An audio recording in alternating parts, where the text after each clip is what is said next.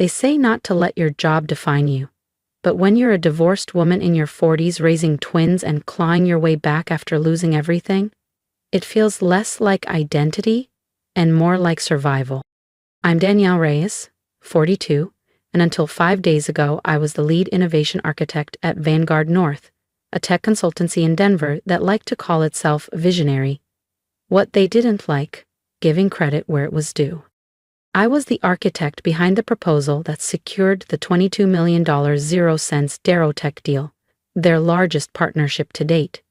But if you check the records, you won't find my name anywhere near it. This is just business, my boss, Evan Marsden, had said, sliding the termination papers toward me like a bar tab. We're restructuring, nothing personal. But to me it felt like being gutted. The room reeked of citrus-scented cleaner and corporate betrayal. Snow dusted the windows outside, and the hum of the heater was the only sound after he spoke. I sat, stunned, unable to move. After 6 years of strategizing late into the night, missing birthdays and solving messes the execs couldn't touch, I was being erased. "I'm sorry, Danielle," Evan offered, eyes fixed on his Rolex. "We need new perspectives." No. What he needed was a scapegoat, and a clean slate to take full credit for my work. I stood slowly, schooling my face into composure. He waited, clearly expecting a breakdown.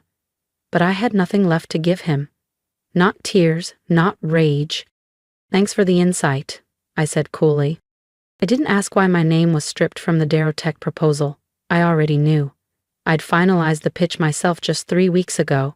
Data models, risk assessments, every line of strategic direction.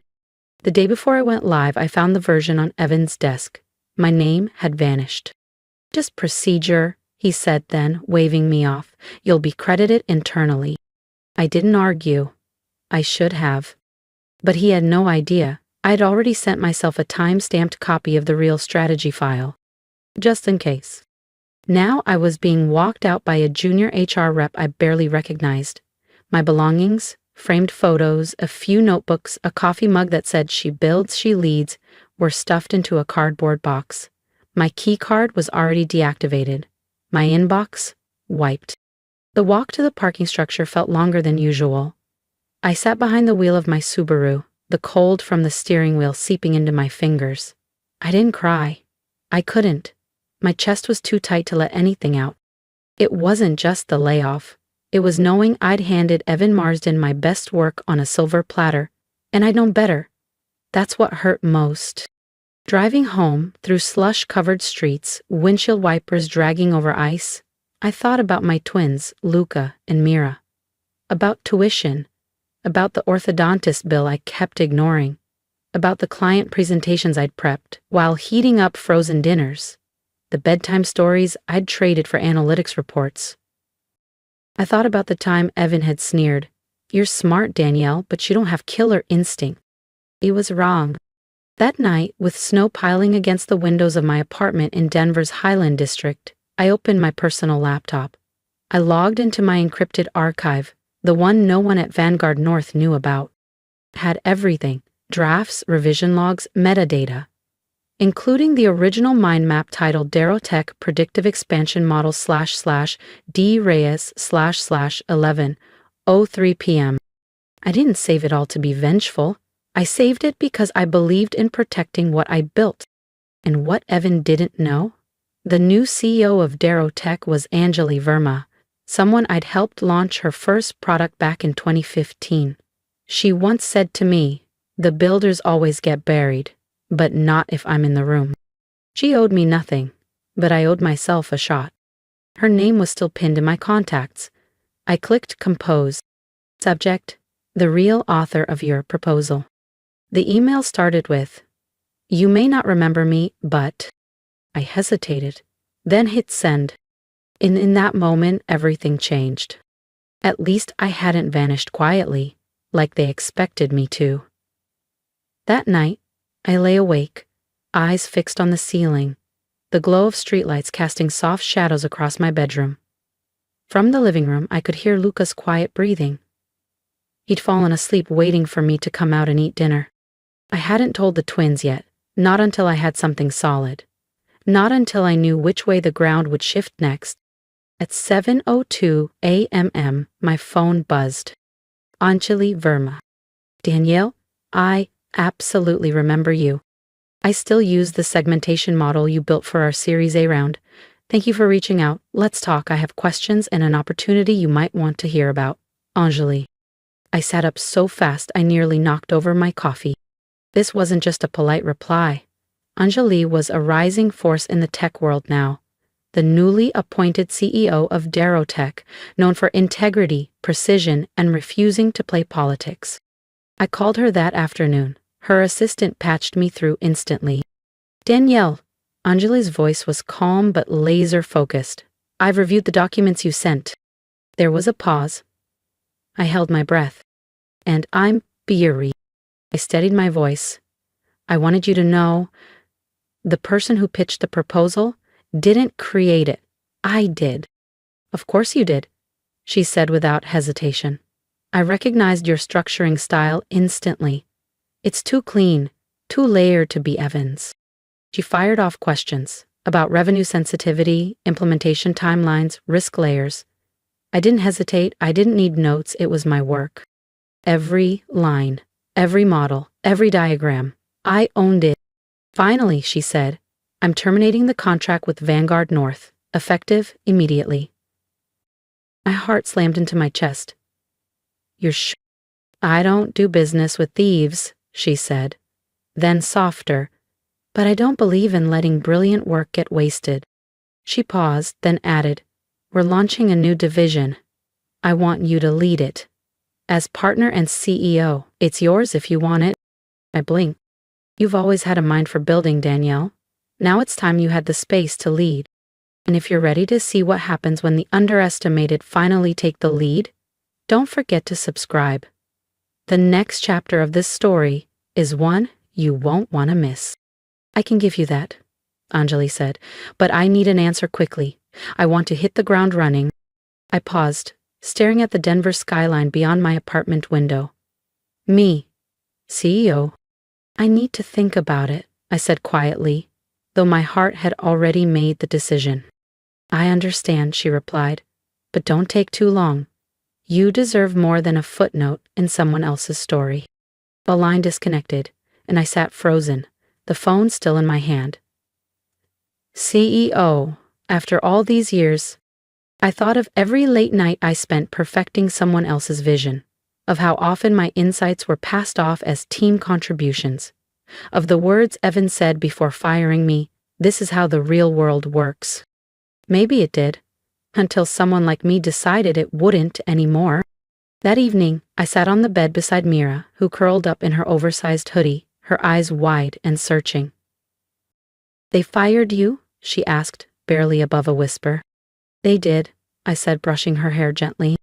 But it's okay, something better might be coming. Are you scared? She asked. Yes, I said honestly. But I'm also ready. The next morning I called Anjali. I'm in. Good, she said, her voice sure. Your new title is CEO Verma Strategies. I've already filed the paperwork. 2 hours later, the news hit the wires. The Darrowtech terminates Vanguard contract amid ethics concerns. Sources said the firm was blindsided. I couldn't help but smile. I imagined Evan's face as he read the headline. But it didn't stop there. The next day, his assistant emailed Darrowtech, desperate to set up a damage control call. Anjali simply forwarded it to me. He wants to talk to the CEO, your move. So when the call finally came through and I heard Evan's voice, tight, anxious, I sat up straight, took a breath, and said, This is Danielle Reyes. You're speaking with the new CEO. There was a pause, then shallow breathing. Danielle, he stammered, I wasn't expecting you. I figured, I said, keeping my voice steady. You were trying to reach the CEO of Verma Strategies? That's me now. There was a strained chuckle on the other end, the kind people use when they realize the ground has shifted under their feet. Danielle, this feels like a big misunderstanding. I had no idea there was tension between you and Vanguard. If I'd known you were still involved, I would have handled things differently. I let the silence stretch, deliberately. You didn't know? I repeated slowly. You removed my name from the Darrowtech proposal. You presented my work as your own, then you fired me. But sure, you didn't know there was a problem? His voice turned defensive. The board was pressuring us. Cuts had to be made. You know how these things go. And frankly, he added, you're a talented architect, Danielle, but you were never leadership material. It hit me harder than it should have. Not because I believed him, but because I'd heard it before. Too reserved, too analytical, too focused. Always too much. And still never enough. You're making a mistake, he pressed on, not just by walking away. You're burning bridges. Think long term. Think about your kids. That was the moment it shifted. You don't get to mention my children, I said, my tone controlled. And I'm not burning bridges, I'm building them. There was a long pause, then a sigh. You used to be? Different. You used to be grateful. That word, grateful, like everything I earned, was charity. I wasn't grateful, I said. I was loyal. But that ended the moment you made me disposable. And Evan? I'm not the one who should be worried about the future. You are. I ended the call. Later that day, I met Anjali at her office downtown. Glass walls, clean lines, views stretching across snowy Denver. But what struck me wasn't the space. It was the energy. People weren't just showing up, they belonged there. So did I. It felt alive. You handled that perfectly, Anjali said, after I told her about the call with Evan. But, brace yourself, people like him, they don't go quietly. She was right. By Thursday, the rumors started swirling. First on LinkedIn, then through Slack threads and internal back channels I still had friends in. Evan was already spinning a new narrative. That I'd left Vanguard North voluntarily, that I'd underperformed, that I was bitter, unstable, difficult to manage. It was so familiar, so exhausting, so predictable. That afternoon I pulled up everything. Emails, performance reviews, project logs. For 6 years I'd quietly archived every milestone, every deliverable, every documented moment of impact. Not because I thought I'd need them, but because I was the kind of woman who always kept receipts. That night, I got a message from Tasha, a former colleague. Danielle, I don't know if you've seen what's being said, but I've got your back. We all know the truth, and if you ever need a witness, I'm in. She wasn't the only one. By the weekend, I had over a dozen messages from former coworkers. Some were still at Vanguard, others had left long ago, carrying their own battle scars. Credit taken, promotions stolen, ideas dismissed. You were the first to leave, Tasha said. But now that you have, some of us are ready. By Sunday night, I didn't just have support. I had evidence, screenshots, Slack threads, redacted memos, whispers forming a storm. And the best part? I didn't need to use any of it. Because Vanguard North's board was already shaking. On Monday morning, their investors' site posted an urgent update. The Darrowtech contract was terminated. Revenue forecasts were slashed. Stock values slid 6% by noon. And then an email I never expected. Danielle. This is off the record, but the board has opened an internal investigation into executive conduct. There's talk of a leadership transition. You didn't just walk away. You exposed what we all chose to ignore. Anonymous. I read the email 3 times before closing my laptop. My hands? Steady now. Evan said I'd made a mistake. But it was starting to look like the real mistake was staying loyal for as long as I did. By the next week, the whispers had become headlines. Top tech consultancy loses flagship client amid scandal. Vanguard North in crisis after leadership fallout. I watched from my home office, coffee in hand, as the notifications poured in. My phone lit up every few minutes with updates, DMs, news alerts. Each ping felt like quiet vindication. Not because I wanted revenge, but because the truth, the same truth they tried to bury me with, was clawing its way to the surface. At Vermeer Strategies, momentum was building fast. Anjali and I were handpicking a team of brilliant, ethical, razor-sharp minds. Some had left Vanguard North right after I did. Others came through Anjali's network. But all of them had one thing in common. They were ready to build something better, cleaner, smarter. For the first time in years, I wasn't executing someone else's vision. I was designing the blueprint. Still, a part of me stayed alert. Evan wasn't the type to vanish quietly. That Friday, my attorney, Dana McKinley, called.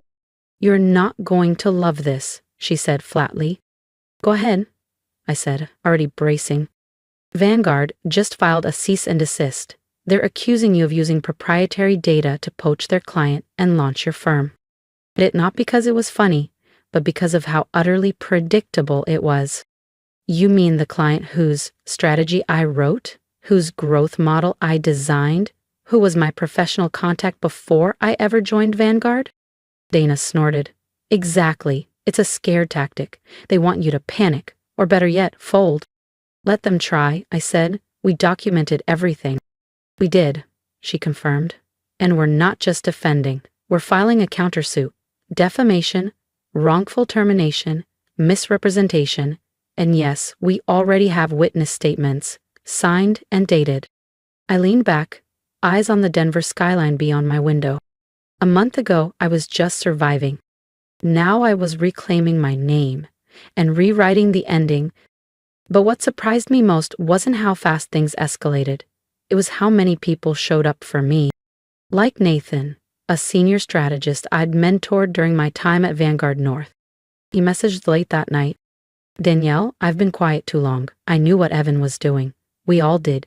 You were the engine behind every successful strategy. We just watched him take credit." Attached is a timeline showing when your name was removed from internal records. Every edit, every version. Use it if you need to. Then came Alicia, a former HR rep who'd left 6 months before I did. "Evan pressured us to change your performance evaluations the quarter before you were let go," she wrote. "You were rated exceeds expectations. It was altered to meets." They were laying the groundwork. Even though I'd suspected, seeing it confirmed still hurt. Not because I believed their lies, but because they'd been so intentional. They hadn't just dismissed me. They'd erased me. But now, piece by piece, I was reclaiming what they tried to bury. Dana wasted no time. Within days, she filed our legal response, complete with screenshots, original proposal drafts, archived email chains with Anjali, and signed witness statements from 5 former colleagues. The cease and desist was dropped within 48 hours. No explanation, no apology. Now, just silence. And that silence? That was the clearest confession of all.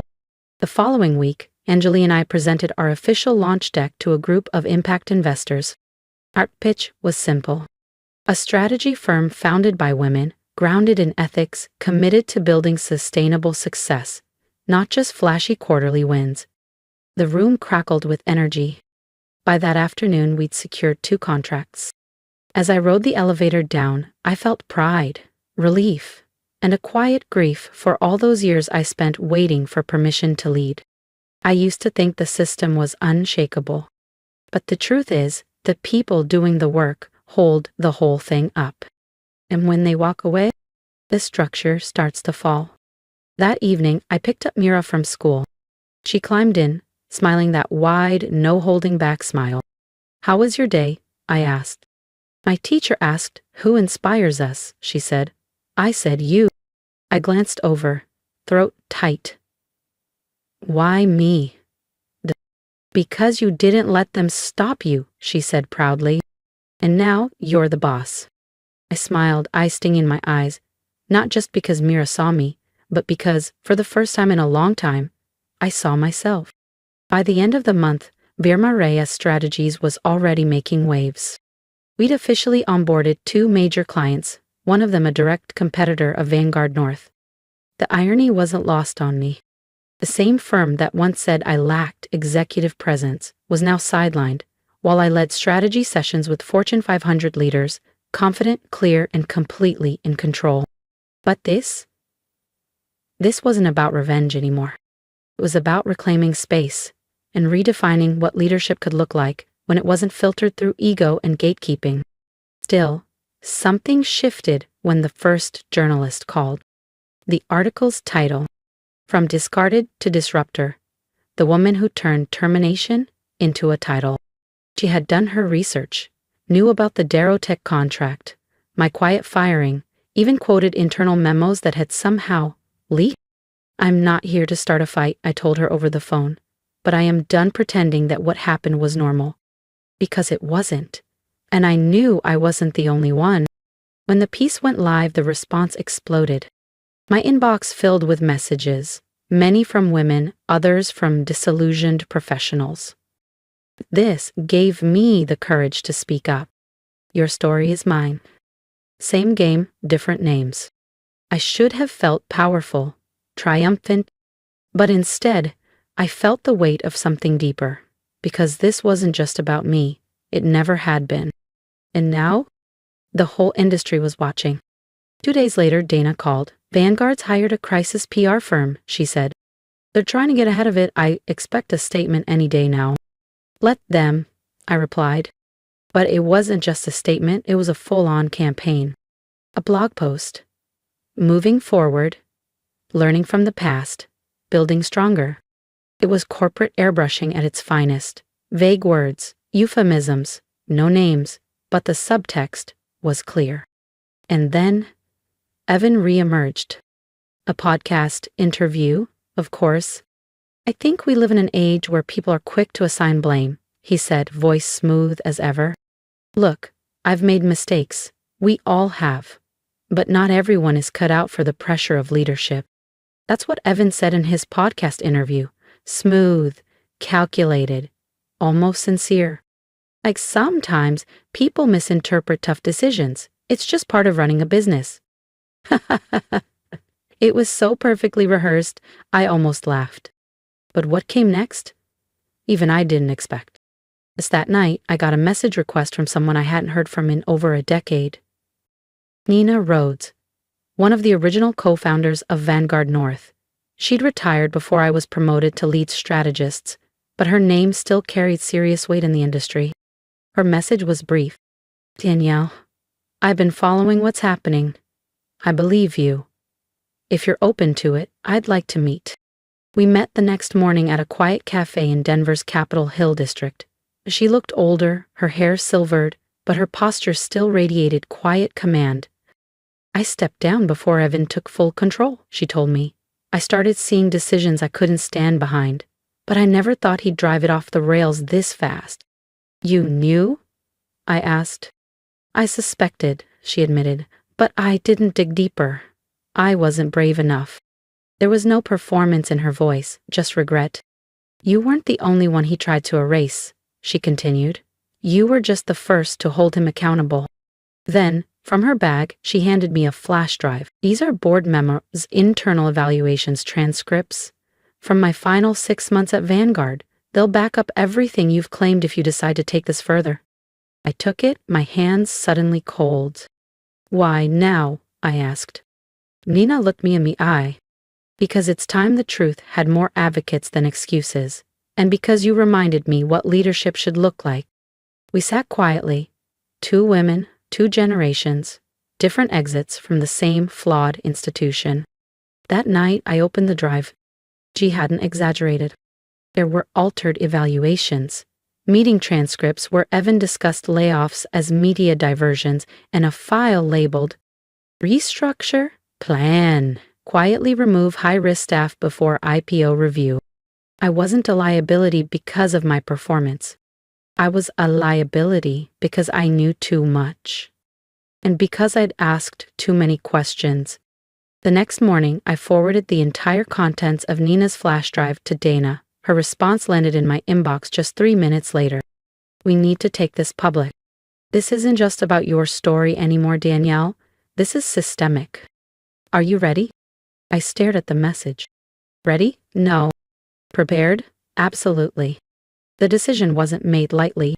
That weekend, Dana and I went through every document, every email, every time-stamped file, every altered performance review. We checked the accuracy of names, meeting dates, internal policy violations. We weren't just exposing misconduct, we were setting precedent. By Monday morning, the full story had been submitted to the Rocky Mountain Ledger, Denver's most respected investigative outlet, alongside an evidentiary folder of internal documents. Simultaneously, Dana filed a formal complaint with the Colorado Department of Labor and the SEC, citing intentional employee misrepresentation and deceptive disclosures to investors during review cycles. I thought I'd feel panic. Instead, I felt calm, clear, free. Within hours, the article went viral. Vanguard North accused of retaliation and fraudulent practices. Internal docs leak. From strategist to CEO, Daniel Reyes ignites industry reckoning. Just like that, I wasn't the woman who got fired. I was the woman who refused to disappear. My phone lit up for 3 straight days. Calls, texts, emails from journalists, ex-employees, and consultants from Seattle to Boston. Some called it brave. Others called it career suicide. But to me, it was necessary. On Wednesday morning, Anjali walked into my office with 2 coffees and a grin stretched across her face. "You broke the internet," she said, placing a cup in front of me. "I didn't mean to," I replied. "Exactly why it worked." She sat across from me. "How are you? Really?" I paused, exhaustive but strong. "I always knew you'd be the one to shake things up," she said quietly. "I just didn't expect this kind of ripple." She wasn't exaggerating. By the end of the week, 2 senior executives at Vanguard North had resigned. Anonymous sources confirmed. The board had known and chose silence. A former HR director stepped forward, on record, confirming systematic efforts at Vanguard North to downgrade performance reviews and suppress complaints. Their legal team issued a public statement promising a top-to-bottom restructuring. And Evan? Placed on immediate administrative leave. No press release, no podcast rebuttal. His LinkedIn bio disappeared overnight. No posts, no spin. Just silence. But I didn't gloat. Not even for a second. Because this was never about revenge. It was about recognition. For the quiet architects, the fixers, the behind-the-scenes problem solvers who got discarded the moment they outgrew the shadows. It was about rewriting the ending. For all of us. That Friday evening, Mira and I sat on the porch. Spring air drifted in, soft and warm, streaks of orange and violet curling through the sky. "Mom," she said, looking up from her phone. "You're on TV again." I chuckled. "I know. Getting tired of my face yet?" She leaned into me. "No, I think it's cool. You didn't let them treat you like you didn't matter." I kissed the top of her head, feeling the weight of her words, what it meant for her to see this, to believe this. Later that night, I sat at my desk reviewing an email from a university in Boston. They'd invited me to speak at their annual Women in Leadership Summit. The talk titled, "How to Be the Architect of Your Own Power." I said yes, not for the spotlight, but because the message mattered. The way things have always been doesn't mean that's how they have to stay. A month later, Vanguard North settled. Confidential financial resolution, public apology, 3 more executive resignations. More importantly, they agreed to install an independent ethics board, introduce quarterly transparency reports, implement new protections for employees. Well, it didn't fix everything, but it was a start. They offered a non-disclosure clause. I declined. If they thought they could buy my silence, they hadn't been paying attention. I remained CEO of Vermereya Strategies, now heading into its 2nd year, with a growing client list, a reputation built on ethics, and a line of talented people hoping to join. But most importantly, I stayed visible. Because stories like mine matter only when they're told, or when they remind others, you're not alone. Silence isn't the price of survival, and you get to decide when your story ends. As for me, this wasn't the end. It was just the beginning. I didn't share my story for sympathy. I shared it because someone needs to. Because I spent too many years being told to stay quiet, to play nice, to be grateful for scraps. And maybe you've been told the same thing. At your job, in your family, in spaces where your voice was needed but never welcomed. So here's my ask to you. Support the ones who build quietly. Speak up in the comments. Share what part of this story reminded you of your own. Let's turn this from a moment into a movement. Because I promise you, I'm not the only Danielle out there, and neither are you. To anyone who's ever been overlooked, undervalued, or underestimated, don't let someone else's definition of your worth become your truth. Document everything, speak when it matters, walk away when it's time, and never, never let fear be the reason you settle. If this story moved you, let me know. If it made you remember a time you stayed quiet when you should have spoken up, you still have time to change that. And if you're standing on the edge of a decision, wondering if you're ready to lead, let me say this clearly. You are. I'd love to hear your thoughts. Drop a comment, share your experience, tell me what resonated, not because I need the affirmation, but because we need to remind each other we're not alone.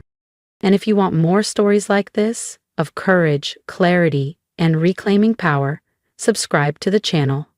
This isn't the end of the conversation. It's only the beginning. Let's keep building. Together.